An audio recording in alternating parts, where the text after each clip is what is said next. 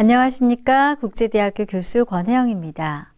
지난주에 이어서 이번 주는 인상학에 대한 내용을 함께 나누도록 하겠습니다. 인상학의 어원은 그리스어의 자연과 생각, 의지의 합성어입니다. 인상학은 유럽의 그리스와 아시아의 중국, 인도에서 비롯되었으며 과거에는 얼굴을 읽는 협의의 개념으로 인상학을 관상학이라 하였으나 현대에 이르러서는 사람의 마음가짐과 인생관에 따른 생활 속 실천 여부에 따라서 외형의 모습이나 인상을 가꾸어 갈 수 있고 개인뿐만 아니라 대인관계까지 영향을 미칠 수 있는 광의의 중요한 학문으로 인식되고 있습니다. 이와 같은 사람의 인상을 연구하는 사람을 인상학자라고 하는데 인상학의 창시자는 기원전 6세기의 피타고라스이며 인상을 최초로 본 인상학자는 인상을 본다라는 개념을 최초로 사용한 히포크라테스입니다. 히포크라테스가 제시하는 인상을 보는 기준 일례로 콧방울이 넓으며 코끝이 뭉툭하고 머리가 크고 검은 눈을 한 사람은 정직하다고 하였습니다. 서양에서 인상을 가장 먼저 보았다는 히포크라테스는 얼굴색을 보고 병을 알고 치료에 들어가는 찰색 관리를 하였는데 이는 뼈의 형태나 근육뿐만 아니라 얼굴의 부분별, 색의 변화를 통해서 마음 상태와 건강, 더 나아가 미래까지 읽어내는 방법입니다. 관형찰색이라고 해서 한방에서 기계의 힘을 빌어서 몸사진을 찍지 않고 얼굴색만 보고도 질병을 읽을 수 있는 방법입니다. 위와 같은 찰색 관리는 편안하고 안정된 마음으로 숙면과 미소 유지 등으로 좋은 찰색을 유지하는 것입니다. 또한 소크라테스는 영혼의 아름다움이 외적인 아름다움과 일치한다고 주장하면서 인상을 날 때부터 타고난 숙명적인 것이 아닌 개인의 노력과 실천 여부에 따라서 얼마든지 변할 수 있다고 주장하였습니다. 아리스토텔레스는 외양을 보고 성격을 추론할 수 있다고 주장하면서 사람과 동물의 특성을 비교 설명하기도 했습니다. 아리스토텔레스의 인상서에서는 인간과 다양한 동물을 비교하면서 인간의 특정 몸 부분을 동물의 특징과 비교하여 인간의 성품과 기천을 논하였습니다. 열정, 성적 흥분, 두려움, 화 등이 마음 상태에 연결되어 특징적으로 얼굴 표정으로 나타난다는 것입니다.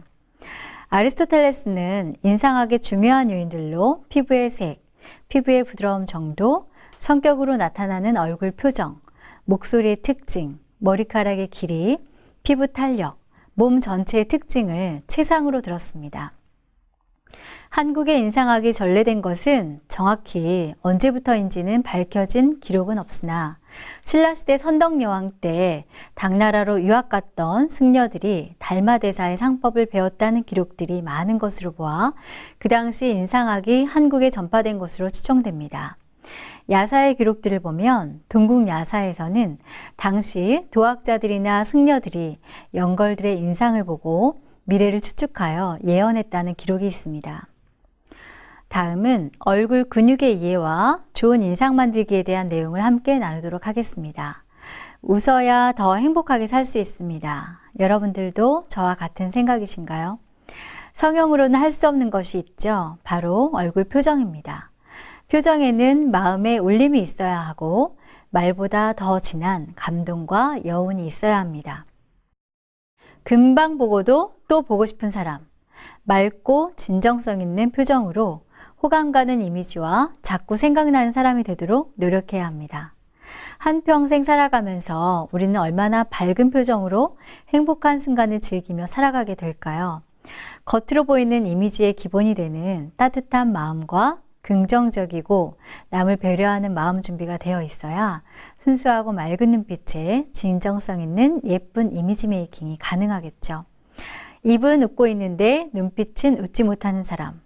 오히려 그 어색한 미소 속에서 눈빛이 맑게 빛나지 않고 선하지 않은 생각을 하고 있다면 함께하는 사람들과 그 본인은 얼마나 삶이 힘들고 고달플지 온통 마음속에 부정적인 감정을 가진 사람이 아름다운 이미지 메이킹이 가능할까요? 성공적인 이미지 메이킹의 기본은 개인차에 따른 생활 환경의 영향도 많이 받겠지만 편안한 마음으로 밝은 얼굴 표정을 짓는 것입니다. 미소를 지을 때 눈가에 생기는 자연스러운 미소주름과 직선의 모양이 아닌 입꼬리가 올라간 곡선의 활짝 미소 띈 매력적인 입술 모양을 해보는 겁니다. 눈꼬리가 내려가고 입꼬리는 올라가서 눈끝과 입끝의 간격이 가까워지게 하고 나이보다 어려 보이는 동안 얼굴을 유지하도록 노력하는 것.